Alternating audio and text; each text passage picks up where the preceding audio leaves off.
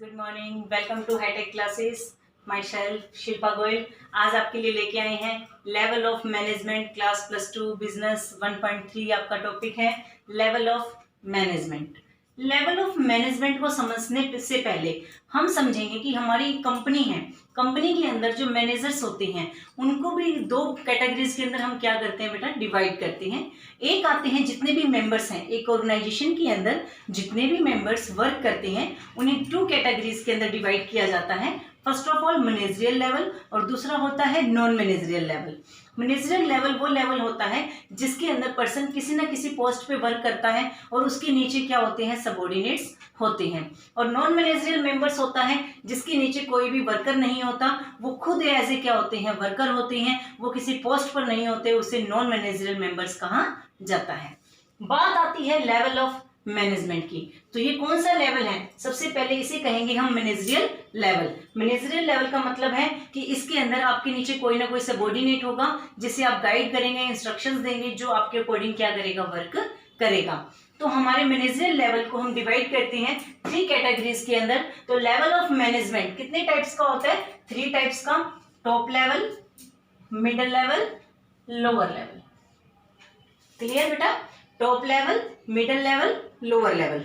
बात आती है केस स्टडी की, क्योंकि +2 में आना है केस स्टडी का क्वेश्चंस। और केस स्टडी कैसे सॉल्व की जाए? सबसे पहले आपको पता होना चाहिए कि टॉप लेवल क्या है, मिडिल लेवल क्या है और लोअर लेवल क्या है।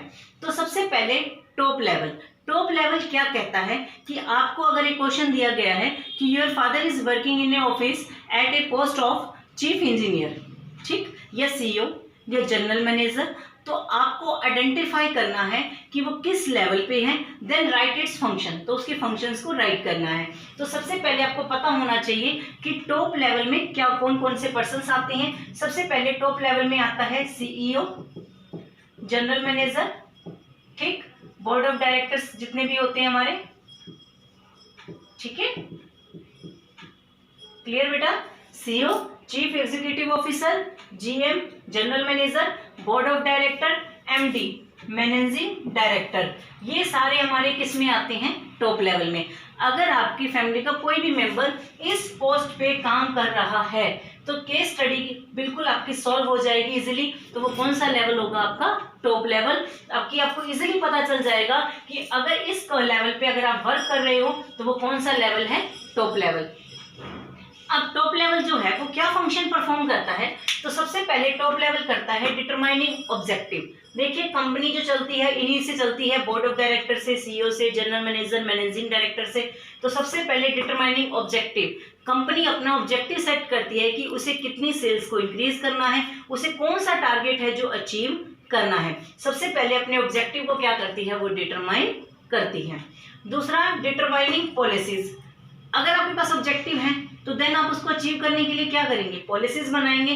तो ऑब्जेक्टिव डिटरमाइन करने के बाद आपको क्या करना है? पॉलिसीज को डिटरमाइन करना है। देन आता है डिटरमाइनिंग द एक्टिविटीज। एक्टिविटीज क्या है? आपको ये देखना है कि उस पॉलिसीज को कैसे फॉर्मुलेट किया जाए, किस मेंबर में कैसे डिवाइड किया जाए, ताकि हम जो हमारा टारगेट है वो हम क्या कर सके? इजिली अचीव कर सकें। Then assembling resources. Assembling resources का मतलब बेटा जो आपको टारगेट चाहिए, आपको सेल्स इंक्रीज करना है, कोई प्रोडक्शन बनाना है, तो उस प्रोडक्शन को बनाने के लिए रिसोर्सेज चाहिए। तो रिसोर्सेज सारे हमें कौन प्रोवाइड करता है? Top level. Controlling the work performance. CEO person daily नहीं देखता, वो 1 मंथ बाद, वीकली, या 1 ईयर के बाद, 6 मंथ्स के बाद, 2 मंथ्स, 3 मंथ्स के बाद वो क्या करता है? कंट्रोलिंग करता है। कंट्रोलिंग का मतलब क्या होता है? एक्चुअल रिजल्ट को डिजायर्ड रिजल्ट के साथ कंपेयर करता है कि वर्क परफॉर्मेंस एक्यूरेट है या नहीं है। देन आता है अप्रूविंग बजट। वो अपने पूरे साल का क्या करता है? बजट को अप्रूव करता है कि कितने बजट पे क्या करना है? वर्क करना है। तो बेटा आई थिंक आपको समझ आया होगा टॉप लेवल। सबसे पहले टॉप लेवल में कौन कौन से मेंबर आते हैं? सीईओ आता है, जनरल मैनेजर आता है, managing director, board of directors, ठीक, ये सारे किसमें आते हैं? टॉप लेवल में आते हैं। Determining objective first function, determining policies, determining activities, assembling resources, controlling the work performance और अप्रूविंग बजट। देन आता है हमारा मिडिल लेवल। अब मिडिल लेवल के अंदर कौन कौन सी चीजें आती हैं? सबसे पहले मिडिल लेवल में आता है ऑपरेशनल मैनेजर। कौन से आते हैं? Operational manager.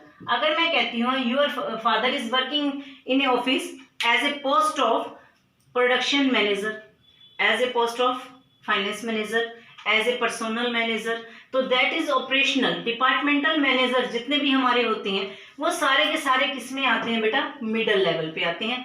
हमारे ऑपरेशनल मैनेजर जो होता है वो 4 टाइप के हमारे डिपार्टमेंट्स में डिवाइड करते हैं, HR department, finance department, production department और मार्केटिंग डिपार्टमेंट। इसे डिपार्टमेंटल भी कहा जाता है,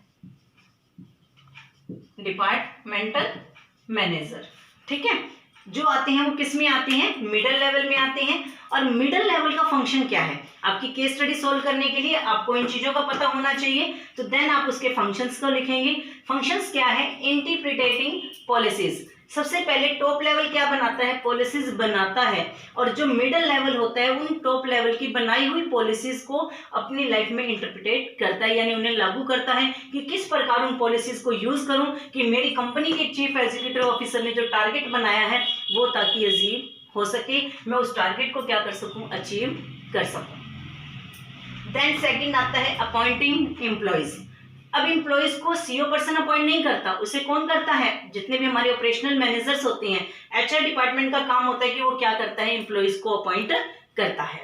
असाइनिंग ड्यूटीज, सीईओ आकर के उनको ड्यूटी असाइन नहीं करेगा, सीईओ ने तो बजट बना दिया, ऑब्जेक्टिव सेट कर दिया, पॉलिसीज बना दी, देन उन पर्संस को जो ड्यूटी देनी है वो कौन देगा, मिडिल लेवल देगा कि उन्हें किस प्रकार वर्क करवाना है। ड्यूटीज का मतलब इंस्ट्रक्शंस देना, गाइडेंस देना कि किस प्रकार वो अपने टारगेट को अचीव करेंगे। फिर आता है मोटिवेटिंग एम्प्लॉइज, वर्कर से काम निकलवाना ही क्या कहलाता है, मैनेजमेंट कहलाता है। हमने पढ़ा था कि मैनेजमेंट क्या है, दूसरों से काम निकलवाने की कला मैनेजमेंट है। तो जो हमारे मिडिल लेवल के मैनेजर्स होते हैं वो क्या करते हैं, मोटिवेट करते हैं एम्प्लॉइज को कि आपको बोनस दिया जाएगा, आपको इंसेंटिव दिया जाएगा, डिफरेंट डिफरेंट प्लान्स बनाते हैं उनको ताकि वो अच्छे से वर्क करें और वो अपने टारगेट को क्या कर सके, अचीव कर सके। क्रिएटिंग कोऑपरेशन, ऐसी कोई ऑर्गेनाइजेशन नहीं है जहाँ पे कंफ्लिक्ट अराइज ना हो। कंफ्लिक्ट अराइज होते हैं लेकिन मैनेजर की ड्यूटी होती है, मैनेजर कौन होता है, जो परफॉर्म करता है सारे फंक्शंस को, प्लानिंग, ऑर्गेनाइजिंग, स्टाफिंग, डायरेक्टिंग और कंट्रोलिंग। तो सबसे पहले वो क्या करता है, कोऑपरेशन की भावना को क्रिएट करता है ताकि वो अपने टारगेट को इजीली अचीव कर सके। देन आता है लोअर लेवल। सो लोअर लेवल के अंदर आता है जितने भी हमारे सुपरवाइजर्स होते हैं, जितने भी सुपरवाइजर्स होते हैं वो सारे के सारे किस में आते हैं, लोअर लेवल में आते हैं। सुपरवाइजर का मतलब ये क्या होता है, सुपर प्लस विजन, 2 शब्दों से मिलकर बनता है सुपरविजन। सुपरविजन का मतलब होता है बेस्ट वे देखना, यानी उनके ऊपर कीन दृष्टि रखना कि वो वर्कर अच्छे से काम कर रहे हैं या नहीं कर रहे। मैंने आपको स्टार्टिंग में ही कहा कि ये सारे जो लेवल हैं वो क्या है, मैनेजरियल लेवल है, और ये जो सुपरवाइजर होते हैं वो क्या करते हैं, नॉन मैनेजरियल लेवल पे कीन नजरें रखते हैं, ये देखते हैं कि उन्हें जो काम दिया जा रहा है वर्कर्स को वो काम कर रहे हैं या नहीं कर रहे हैं। अगर मैं कहती हूँ your father is working in a office as a post of supervisor, तो सुपरवाइजर कौन सा लेवल है, लोअर लेवल है। मैंने सीईओ कहा तो टॉप लेवल, मैंने अगर उसे डिपार्टमेंटल या ऑपरेशनल मैनेजर में एचआर, फाइनेंस, प्रोडक्शन या मार्केटिंग में डाल दिया तो मिडिल लेवल। अगर मैंने सुपरवाइजर बोला तो कौन सा लेवल आ गया, लोअर लेवल।